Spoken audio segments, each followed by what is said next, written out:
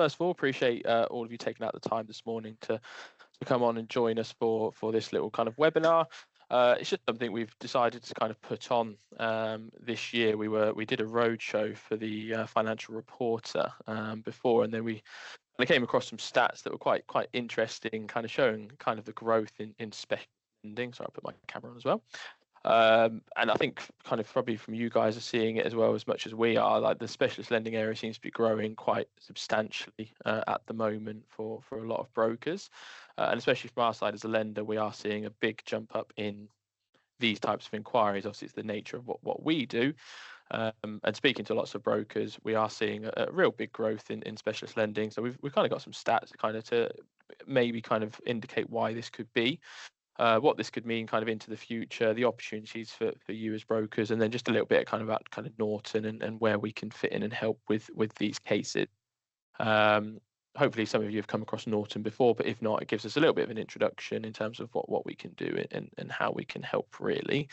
So I've got a presentation that I'll just share. There is a Q&A as well, so if anyone's got any questions, any cases or anything like that they want to just query with anything, then feel free to throw that in the Q&A. And then, hopefully we can all learn something and take something away from it, really. So I'm just going to share our presentation. And then again, I'm going to use Melanie and Phil again. If you can just give me a thumbs up just to make sure that's going to be visible on the screen when it pops up.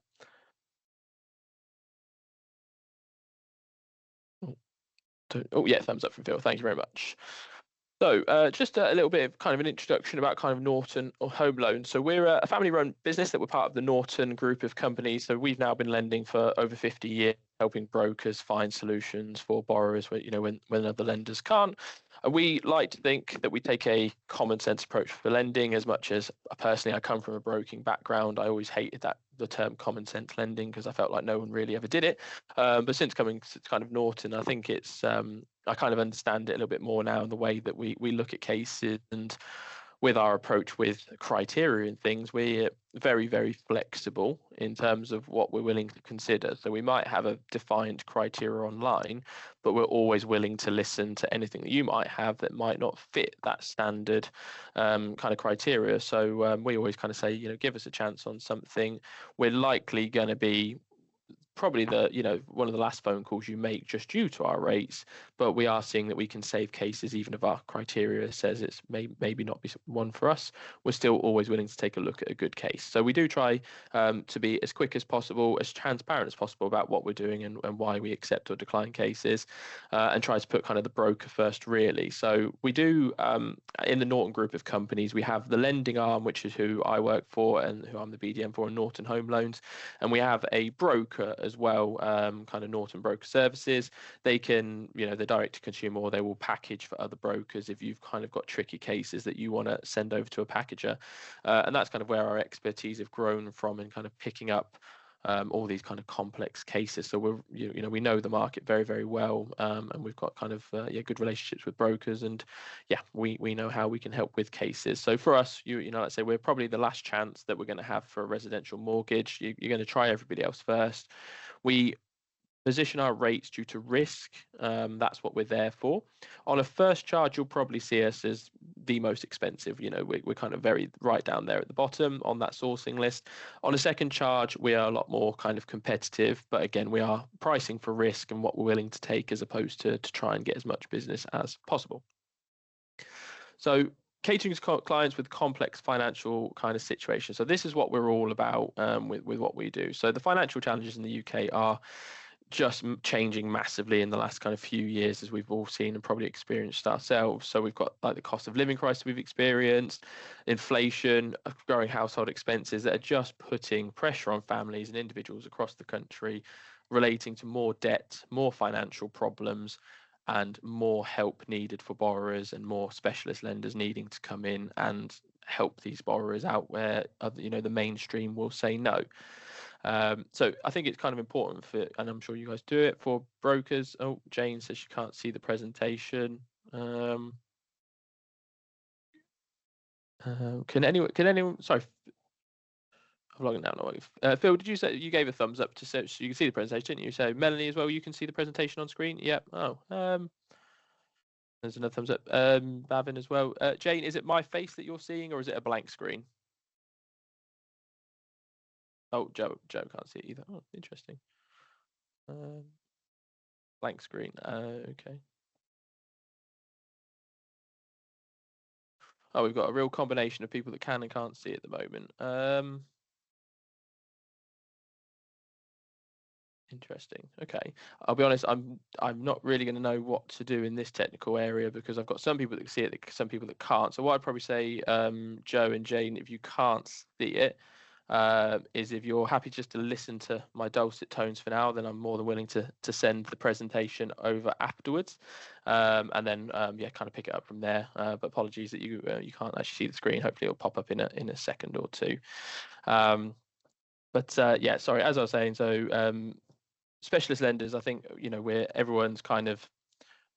we're seeing a lot of lenders with their criteria changing to try and accommodate these customers, and the mainstream are still going to deal with the vanilla cases, and they're still going to go to the high street. But we're seeing a lot more lenders now, building societies, opening up the criteria, doing different things because customers need that help, and it's not just a one size fits all anymore. And we think that's the way the market is going to go. Criteria is going to get more lax. Not lax, probably not the way to describe it. It's going to have to open it up to help more customers. We're already seeing, obviously, these 100% mortgages now coming back to the market as well. So there's a lot going on with lenders to do different things for customers, and I think that's the way that it's going to carry on. And it's a case of kind of being brokers. You're kind of very much at the forefront of it, helping those clients, and hopefully being able to position those cases and not having to say that you can't kind of help out too much. And hopefully we can be on that journey to kind of help with you as well. So as we were talking about, so we'll talk about some of these kind of figures that we'd seen when we were preparing for the financial reporting roadshow. So one of the big things at the moment is the growing financial pressure on UK households. So household spending on utilities, we got our data from, I believe it was the Money Charity, and from February 24 up to February 25, there was a 54% increase in the total cost of utilities. So that was gas, electric, water, everything seemed to experience a 54% increase, and that's obviously going to place a financial strain on households kind of just month to month. Are we seeing? What we're seeing with a lot of customers at the moment is they may not view these necessarily as a priority debt when they've got other things going on in the background as well. So these are the types of accounts that we see quite commonly starting to have those arrears, whether they're going into status 1 or 2, or some going right the way up to kind of defaults and things. So that's going to be where we're going to start experiencing those lenders where they might have certain criteria on defaults or missed payments, that it could be a bit of a problem.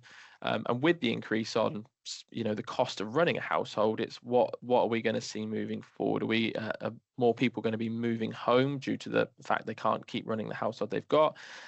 We see a lot of capital raising to clear a lot of arrears and debt consolidation. But also with the way that lenders and the way that we kind of have to do our affordability, we have to factor these things in. And with these costs continually going up, it's going to make affordability harder into the future, because we're constantly having to account for them being greater and going up year on year. So yeah, it's going to be a big factor of when I think, we see so much of it now where it's just missing payments on the water or the gas and electric because things have got on top of them, and that's going to impact their credit file kind of moving forward. Another big one is insolvencies and bankruptcies. So in the year to February 25, there was 17,000 new insolvencies. So that's a 30% increase on the previous 12 months. And that's obviously reflecting a much broader economic kind of challenge across the scope, really. One person is facing bankruptcy every 4 minutes and 27 seconds. I mean, and the big one at the moment, I think, is I can go onto social media now, and the amount of adverts that you can see on reels or things where it's a case of, if you've got more than £6,000 in debt that you're struggling with, you can write them off with this one simple trick, which makes it sound so easy, makes it sound like it's no pain. And then the amount of people we have coming to us with the explanation of, we were advised to go into an IVA and it's been terrible advice and we wish you hadn't done it. By that point, it's kind of too late because it's happened. So I think not only the financial struggles that people are experiencing, it's becoming a lot easier for them to do things which, without really getting the right advice and making sure it's the right thing for them. And then in a few years' time, they're coming back to you, giving you the story and telling you that we've got these issues, we had these issues, but it wasn't really our fault and we want kind of a mortgage. And again, it's a case of what are those solutions? What are those people going to want in the future? Naturally, their finances may improve and they're going to want to move home and they're going to want to own home. They might have other plans into the future. And again, it's what are those specialist lenders and what are we doing to be able to help these customers? What's our criteria and are we in a position to help them?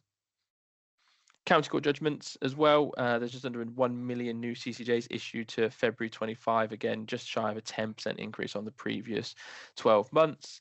And again, it's just another reflection, really, is of the unpaid debts and companies taking the necessary route to get their funds back. We see a lot parking tickets. CCJ seems to be a lot of firms going down that route now to kind of get their kind of money back. I think the hard thing I tend to find from a lender and coming from a broking background is with defaults, when you're looking at a credit file, you can kind of see what that's for, and it's, you know, it makes sense and it's all there in writing for you. A CCJ and a credit report doesn't tell you what it's for, who it's for, and what's happened. It naturally makes it a bit harder to assess a customer properly as to whether we can help them without knowing kind of like the full details. But again, it's just just another factor. We're seeing a lot of people struggling with debts and companies going down the route to get their money back, and it's going to affect credit reports. And I think, again, the way we approach these and the way we assess these, it's just going to help customers, and I'm sure other lenders as well are doing the same thing with criteria across the board with county court judgments. So some of the scariest numbers I think we've seen is 16% of the population have experienced some form of adverse credit in the last 3 years. 1.8 million of those have had their adverse credit in the last 12 months. 30% of those with adverse credit is for more than £5,000 of unsecured debt. And 43% of people with adverse credit said their debts had increased in the last 12 months. So everything is going up. The debt burden, the problems, and I think we see this in the media all the time, that every time there's a rate thing and the scaremongering in the media, but debt is increasing at a very, very significant level, and it is putting pressure on borrowers, but these borrowers are still going to want homes and mortgages. So some of the things that we've seen from our own numbers is so 64% of non-homeowners at the moment with adverse credit want to become homeowners. 2 out of 3 people that have experienced adverse credit want to buy a home. They are naturally going to struggle to potentially get a mortgage. They'll probably go to their bank or something like that and get rejected and not really understand too much as to why. And that's where you guys will come in as brokers to kind of hopefully go through the mud, really, to find the right solution for them. We've seen 21% of homeowners are considering downsizing due to financial pressures. So again, that's a big situation, and the biggest problem I think with those types of cases that we'll see is that if they've had adverse credit, not a lot of the mainstream and non-specialist lenders will assess that customer for what that case is. Somebody's had some financial difficulties, they might have had a default, CCJs, insolvencies in the past, wanting to buy a cheaper house to reduce their costs. The nature of the high street with the credit criteria is that doesn't matter. If the customer's the customer's outgoings are coming down, it still doesn't fit the criteria, so it's not one that they'll look at. And that's where the specialist lenders really come into their own, understanding a case. And that's where a lot of our cases, maybe where we're doing something a little bit outside of criteria, even because of mortgage arrears or things like that in the past, we'll look at a case, and if it makes sense to us because of what the customer is looking to do to improve their financial situation, we're always willing to kind of take a look. So I suppose the whole kind of rhetoric here from all these kind of slides is what are customers going to be doing into the future with these debt issues, and how is it that you're kind of going to be helping them? Is it downsizing? Is it second charges to consolidate? Is it very small mortgages because they've got maybe a lot of equity in their property? All those types of things, and are there opportunities for you in the market with lenders to be able to place those deals and help those customers? So where do we come in as a lender? So we like to think we've got a wide range of products that it's built to help as customers with these kind of difficulties, whether it's recent or historic. So for us, all of our plans will ignore adverse credit over 12 months old. So anything that's over 12 months old is not factored into plan assessment. And we've got two types of plan ranges. We've got our optimal plan range and our core plan range. Now, our optimal plan is slightly cheaper and allows it's not as flexible, but still allows for some arrears. So we, on some of our plans, we can allow up to status 3 in the last 12 months, as long as it's up to date, and rates are a little bit cheaper, but starting from 9.05. And then our core plans are a little bit more flexible in terms of the credit scores and the adverse credit and what they can have, and will in fact allow some adverse in the last 12 months as well. And those rates can start from 11.75%. DMPs, IVAs, and DASs in Scotland, obviously a lot more common, a lot more people are having these, and we do allow these on our plan ranges. So for debt management plans, we allow them to be, you can keep them, they do not need to be repaid. IVAs and DASs, we can consider if they're active at the moment, but we do need them to be repaid with our funding. But all of those have a no minimum time from being discharged. So it could be day one, paying those off, and then we will be able to consider that customer for a mortgage. Payday loans, obviously very common at the moment and across the board. And again, with rationale, we will consider payday loans, even if they have been recent or there are a few on the credit report. We can consider those. And the bankruptcies and debt relief orders are allowable. We're looking for 3 years discharged on a bankruptcy and 2 years discharged on a debt relief order. So from a credit perspective and these rising kind of debt issues being registered in the background, we've got criteria and plans available to try and help those customers. Rising unemployment and impact on financial stability may go hand in hand actually with these debt issues, with people losing jobs. But from the year to February 2024, there were 54 fewer people unemployed per day. So for the year 12 months up to February 24, there were 54 people getting into a new job day to day. From February 24 to February 25, there were 582 newly unemployed people per day. So that's an over 1,000% increase from people from losing their jobs. So it's not just households necessarily feeling the pinch with kind of finance at the moment. Businesses naturally are, and the knock-on effect is that means people are losing their jobs, and then people are then experiencing more problems financially at home. So it's kind of this vicious circle. And again, it's how our specialist lenders are going to assist these customers when they do have these job changes and probably the job changes aligned with their kind of changes to their credit report as well. So with us and how we'll accept this, so we don't have any minimum times in any of our jobs, and all probationary periods are accepted and ignored. We also don't have a minimum time in any jobs for any non-permanent employment types with 2 years of general employment history. So what we mean by that is that somebody could be a 0 hours worker, an agency worker, they could be a contractor. We don't need them to have been doing that for a set period of time. They don't have to give us 2 P60s or anything like that. We just want them to have had a 2-year employment history showing that they've worked and that it's something that kind of they have done before. If it's somebody that's full-time permanently employed, we will actually consider it with the contract and the first pay slip. We will ignore the probationary period as part of our assessment. We're happy to consider benefits on our applications, so we'll consider up to 100% of benefits except for job seekers allowance, child-related DLA and ESA, unless the client also gets DLA or PIP. You can use ESA if they get PIP or DLA, but outside of that, we won't accept it. We also will accept multiple jobs, so we don't limit. We've had some clients where they might have had 2 or 3 jobs. We don't have an hour limit at the top end, so somebody, if they've been doing it for a period of time, and it's realistic and it's going to continue, we are willing to consider multiple jobs and 100% of all of that income as well. And we also do take into account foreign currency. So we will accept US dollars and euros. They are the only 2 currencies that we are willing to accept. So we won't accept anything else at this stage. It is purely euros and US dollars. I tend to say on most of my meetings and things that we will consider a lot on referral. So even if somebody might not have a 2-year continuous employment history, they might have had a 3-month gap because of a reason, we'll refer it into us and we'll consider it. Something like dollars and euros, it's only that. We will not consider anything else on referral either. Self-employment rates. So self-employment is a big area for us at the moment, and it's where we're winning a lot of non-adverse cases, I would probably say, with just very, very good with the self-employed at the moment, and we're very flexible, and we work with you to kind of help these clients. So at the moment, we say it's around 13% of the UK workforce is self-employed, and many lenders have, kind of quite large proof of income requirements or restrictive criteria for self-employed applicants. We are expecting the self-employed market to continue to grow naturally with job changes and things as people want to go out on their own if they are, and sometimes being made redundant or losing their job can be the push.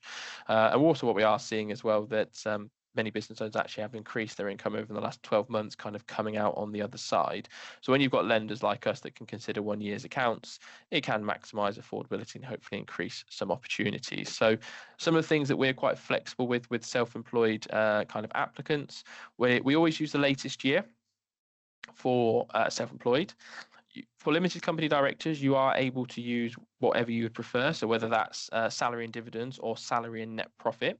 But from a proof of income evidence standpoint, will allow you to use the documents that you want to use and give us one of three. You can use the SA 302 showing the salary and dividends. You can use the limited company accounts, or you can get an accountant's certificate. We'll only request one of those three, and you can choose which one you want to give us. That's then backed up by 3 months business bank statements. So if you've got a client that, their trading year is slightly different, you are able to provide us an SA 302, and we'll work from the salary and dividends on that document as long as it's backed up by the 3 months business bank statements, and we won't request the accounts or the accountant's certificate. We will treat CIS workers as employed. So we will use the last 3 months remittance slips for employment for the CIS, and self-employed contractors where they don't have a tax return or they work from kind of contracts, then we will also consider those, and we'll be able to work from the invoices as well for kind of people that maybe contract and put it through a limited company. You can provide us with the invoices and we can use those. Also, a big thing we've started doing this year, which I don't think anyone else is doing, is that we are willing to annualize the current financial year. So what this means is that as long as your client has been trading for at least 6 months in their current trading year, with an accountant certificate and 6 months business bank statements, we are willing to consider the income they're currently earning towards an application. So I had one client where she had a tax return for April 24 that showed a £15,500 tax return. From April 24 to December 24, that's 6 months, she'd earned 40,000 effectively profit. She gave us the invoices and her bank statements, and our underwriters annualized that income, and she had an income from the mortgage application of £80,000 because we annualized the current financial year. So we don't need a tax return filing, we don't need the accounts filing, we just want 6 months business bank statements and accountant certificate, and we may be able to use the actual current year as well, which is helping a lot of customers, and it's just very, very flexible in what we'll do. Other trends that we're seeing, which kind of is a massive contradiction in terms of what's going on with the marketplace in terms of debts and things, is that debt is growing, it's getting harder for families and just people to survive, but house prices continue to grow. So the southwest, southeast, east of England all had a near on 4% kind of average probably across those three. London was the only one that really didn't, but that's a bubble within itself. So naturally what we're seeing is debt's getting harder. It's getting harder to get a mortgage, but people are needing to borrow more, which inevitably makes the risk greater for lenders. So again, it's another challenge for you as brokers to try and navigate these kind of cases and find the homes for them, to try and place them really. So some other criteria from us. We've got, we'll consider any construction type as long as it's a permanent structure and has a title, we're willing to consider. We don't have any minimum valuations with the exception of right to buy and high rise. So with right to buy, it's only on flats, ex-council flats or right to buy flats. We ask for a minimum valuation of 100,000. High rise flats, which is greater than 6 stories, is 200,000. Outside of that, we have no minimum valuations. We take employed income up to 75 years old. We'll consider pension and benefit income up to 85 years old, and no maximum age when we're not needing to use their income. So if you've got an older applicant, it passes affordability without having to use the older applicant's income, then we can go to whatever age on that applicant, it does not matter. With employed income as well, we do not, if the customer tells you they're going to work 75, we don't ask for pension proof or anything like that. So if they're 65 now, they want a 10-year term, they've told you they're going to work 75, will do that if that's what they've told you. We'll lend in England, Wales, and Scotland, and we don't have any postcode restrictions. So it includes the Isle of Wight, Scottish Isles, all those types of places we will also consider. Right to buy will lend up to 100% of the purchase price, and could potentially an additional £10,000, as long as the valuation, or as long as it doesn't go above 80% of the full market value. We don't have any LTI limits, we've got cases on our books where it's 7-8 times income. We will allow up to 4 applicants and 4 incomes to be used on an application. We will consider foreign nationals where they don't have permanent rights to reside. So we don't have any specifications on visas, how long they've been in the UK, how long they've got left on that visa. As long as they plan to stay in the UK and they're planning to work towards getting permanent residency and they have an Equifax score of 300, then we will consider a foreign national. And then we've also got a flexible approach to things that don't meet that listed criteria. So, somebody might be self-employed and want to take their income to 77. We had a foreign national where their score was 297 instead of 300. Things like that we'll consider on referral. So you can send it in to us, and we're willing to always take a look at a case if it makes sense. And we'll also do married sole applications as well.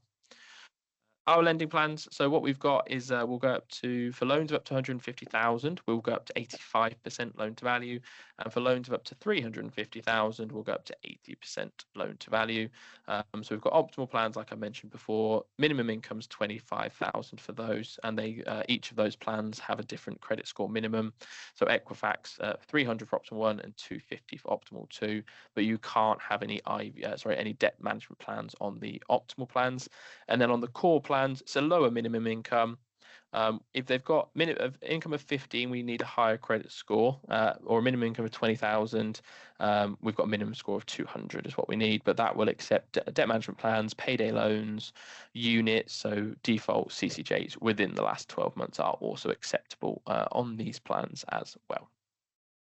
So these are just kind of a typical, the plans that we've got at the moment. So what you'll see with us is we do have a very, very small minimum loan. So we can go as little as £3,000 across our range. We'll go up to 30 years. We can also consider a minimum term of 1 year. So, we get some cases where they might be, £10,000-20,000 over 5-10 years. That is something we can help with. It's the cases that we can help with as well. Yes, Phil, absolutely. Yeah, I'll forward on the presentation afterwards as well. So yeah, we've got a large scope of products to be able to assist with different clients and different customers right the way through their kind of goals. Second charge is exactly the same as well. We will little as 3,000. We'll go up to 25 years, and loan to values also remain the same, slightly different pricing. So in terms of special lender, how to cater to complex situations. So flexible lending options. So we offer more tailored options for those with impaired credit histories, high levels of debt, irregular income streams. We offer debt consolidation solutions, streamlining everything into kind of one payment. I think I see a lot online and LinkedIn and things with a big increase in second charge marketplace. We're seeing a large growth in second charges ourselves as well, trying to consolidate and everything, making everything more manageable. And we just offer expert advice on how to help and improve clients' financial situations and offer the right financial products for them. And that's across the range of all specialist lenders. We do this, and I know lots of other specialist lenders are doing the same thing as well. So the key points for you is that you're the vital bridge between clients and specialist lenders, really. I don't think a lot of, if we went on the high street and asked if they'd heard of Norton, unless they probably lived in Rotherham, they probably haven't. So you guys as specialists, as brokers, you're that bridge to kind of place these cases. You're the experts. Customers will trust you if they're struggling elsewhere. So it's giving you the tools, giving you the products to be able to assist these clients, really. And that's what we kind of put these things on for. And I'm sure lots of other lenders do the same thing. And it's just kind of keeping your kind of arsenal up to date and hopefully be able to help more kind of customers, really. So what we're going to expect, it continues to shift. We expect it to increase. The specialist market is going to keep growing year on year because the financial issues, and we expect to kind of see a lot more cases like this, and hopefully we can provide the avenues and solutions kind of for you, really. So we've got our BDM team and help desk to be able to assist. So you've got myself, who covers the south of England, so that's right the way across from Peterborough down pretty much all the way to Devon and Cornwall, and then we've got Tom that covers the north, which is kind of everywhere up from that, and then Dave's our head of sales, and then we've also got our help desk and Matt, who's on the telephone. So if we're in meetings, you can always call the help desk and Matt will be able to assist you as well. Everything's on our website, so you can register at nortonhomeloans.co.uk, all our products, and we've got some guides on there as well. But obviously, we're always available for you, so you can call us, email us with any queries, cases, and we're on hand to kind of be able to help you, really. So apologies, that's gone a bit longer than half an hour originally intended, but hopefully it was at least minorly useful. If not, at least you get a certificate for it at the end, so there's something there. Now, if you found this useful, then please, feel free to let me know. I'll accept all praise in an email. If not, my name was Dave Binney, and just direct that to the directors, and we can tell him. Right. Well, enjoy the rest of your day, and we'll hopefully catch up soon, everyone.